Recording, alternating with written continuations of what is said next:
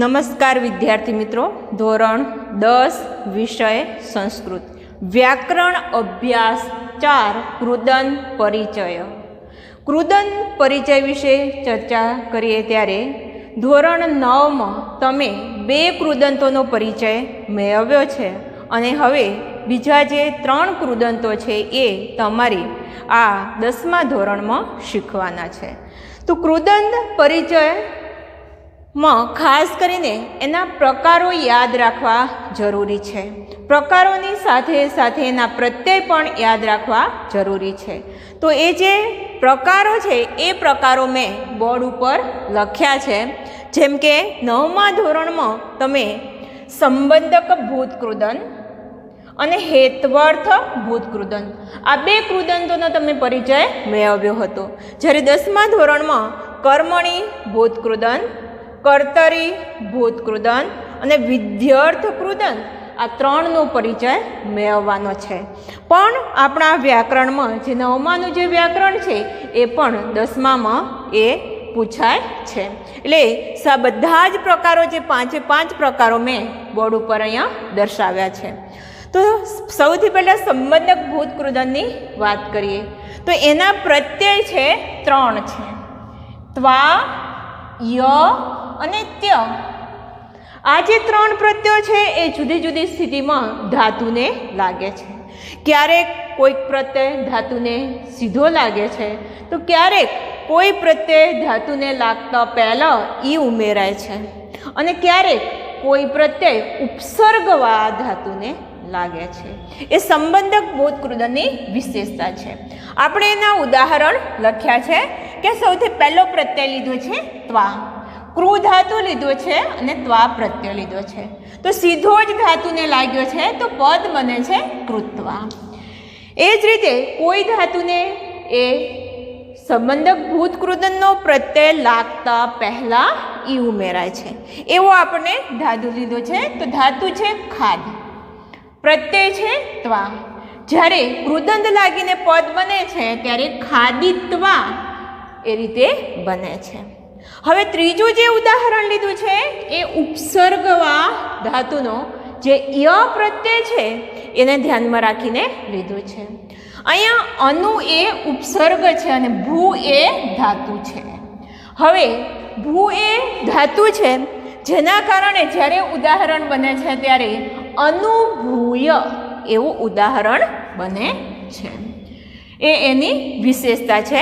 હવે સંબંધક ભૂતકૃદંતના બીજા વિશેષ ઉદાહરણો પણ આપણે લીધા છે. તો સંબંધક ભૂતકૃદંતના વિશેષ ઉદાહરણોમાં પહેલું ઉદાહરણ લીધું છે એ ત્ય પ્રત્યય લાગીને. તો વી વત્તા કૃ વત્તા ત્ય, વી ઉપસર્ગ, કૃ ધાતુ, ત્ય પ્રત્યય અને પદ બને છે વિકૃત્ય. એ જ રીતે બીજું ઉદાહરણ લીધું છે આ વત્તા ઘમ વત્તા ત્ય, તો પદ બને છે આગત્ય. હવે પરીક્ષામાં કઈ રીતે પૂછાય છે ઘણી વખત, તો ઉદાહરણ તમને આપવામાં આવે છે અને એ ઉદાહરણમાં જે કૃદંતવાળું પદ હોય છે એ રેખાંકિત હોય છે. રેખાંકિત એટલે કે એ પદની નીચે લીટી દોરેલી હોય છે. તો એનું પણ એક ઉદાહરણ આપણે લીધું છે. દાખલા તરીકે ભક્ત મંદિરમ ગત્વા ઈશ્વરમ ભજતી.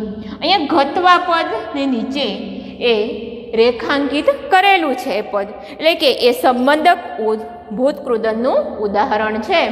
એ આપણે યાદ રાખવાનું હોય છે. એટલે કે સંબંધક ભૂતકૃદંતને યાદ રાખવા માટે એના 3 પ્રત્યયો યાદ રાખવા જરૂરી છે. બીજો પ્રકાર છે હેત્વર્થ ભૂતકૃદંત. એનો એક જ પ્રત્યય છે તુમ, જે સામાન્ય રીતે પાઠ્યપુસ્તકમાં તુમુન એવો શબ્દ જ છે, પણ પ્રત્યય છે તુમ.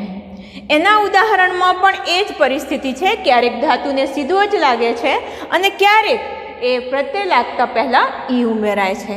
તો દાખલા તરીકે ઉદાહરણ લીધું છે પા વત્તા તુમ. પા ધાતુ છે, પા પીપ અને તુમ એ પ્રત્યય છે.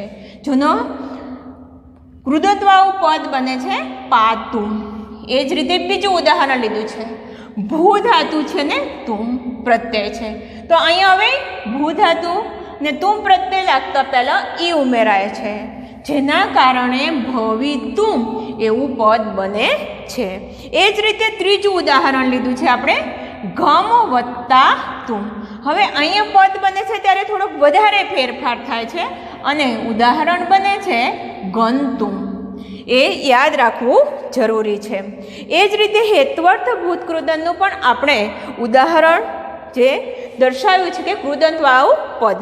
હેત્વર્થ ભૂતકૃદનનું ઉદાહરણ છે છાત્રાહ પઠિતોમ વિદ્યાલયમ ગચ્છન્તિ.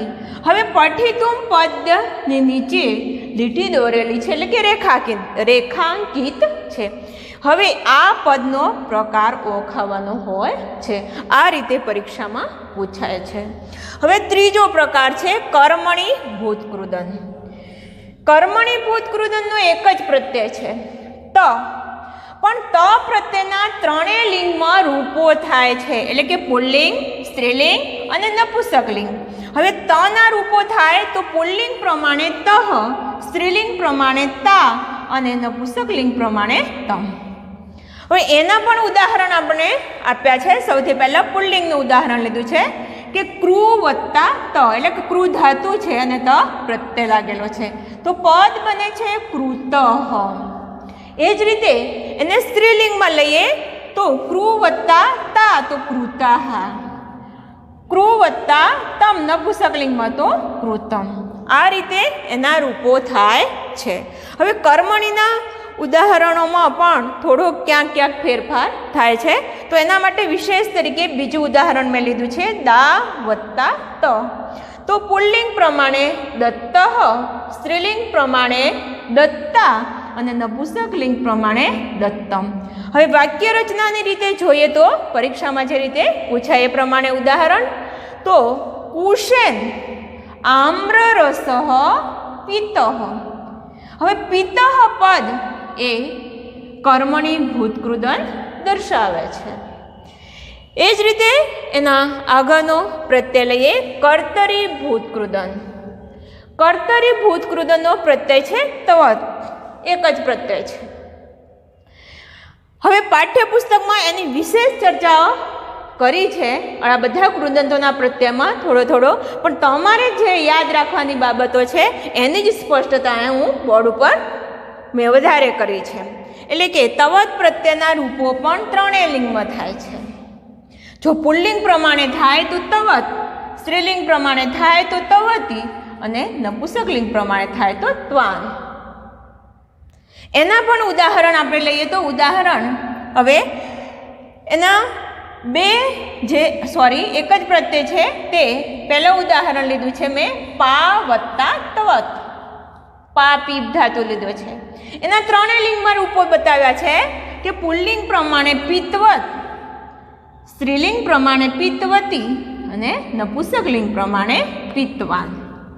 આ રીતે એના રૂપો થાય છે. હવે કર્તરીમાં પણ મેં બીજા વિશેષ ઉદાહરણો લીધા છે કે બીજું ધાતુ લીધું છે મેં ભૂ વત્તા તવત, તો ભૂતવાન, ભૂતવતી અને ભૂતવત.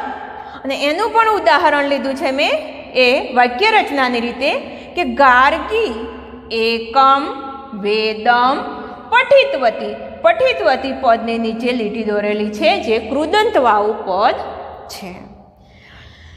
હવેનું જે કૃદન છે વિદ્યાર્થ કૃદન, એના બે પ્રત્યય દર્શાવેલા છે તવ્ય અને અન્ય.